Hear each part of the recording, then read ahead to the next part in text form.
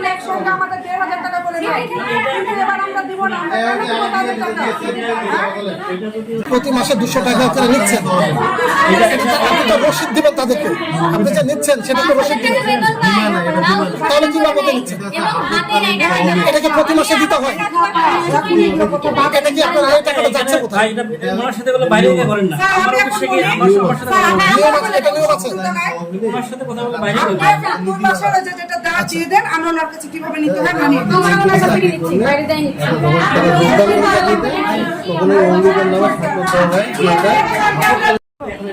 যখনই আমাদের বেতন দেয় তখনই ওরা একটা আপত্তি করে, মানে যে এত টাকা আমাদের দিতে হবে, 2,000 টাকা কি 5,000 টাকা করে দিতে হবে, অফিসে আমাদের চাপ দেয়। এটা সব টিচার বলবে না, আমাদের বেতন দিলে তারপরে ইয়ে করি না, এত টাকা দিতে হবে, এটা বলে। সিস্টেম তো আপনারা ভঙ্গ করলেন, সিস্টেম তো ভঙ্গ আপনারা করলেন। আপনি জানেন তাহলে আমরা পেছনে নিচ্ছি সিস্টেম চলছে। আপনি জানেন না যে কালেকশন হবে না 24 তারিখ, আপনি আপনাদের বলেছেন কেন? হ্যাঁ, গত মাসে 7 তারিখে হলো ইয়া এসছে। শুনুন, কত টাকা করে? 24 মাস 1200 টাকা 1200 করে ভাড়া আপনাদেরকে দেওয়া হয়।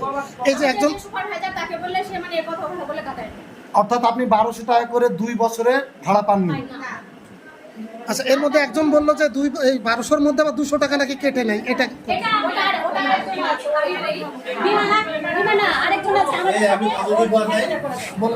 আমাদের ঘর ভাড়ার টাকা 1200 টাকা করে।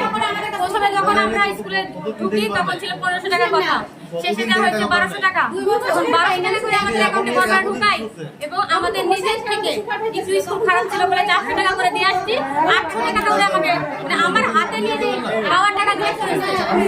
এরপরে ঘর ঠিক করছি, তারপরে 1000 টাকা করে 200 টাকা করে ঘরের ভাড়া আমাদের অ্যাকাউন্টে আসা করে নিজের পকেট থেকে দিয়ে আসছে। ওই জিনিসগুলো তো মহা দামি জিনিস না, টাঙ্কি।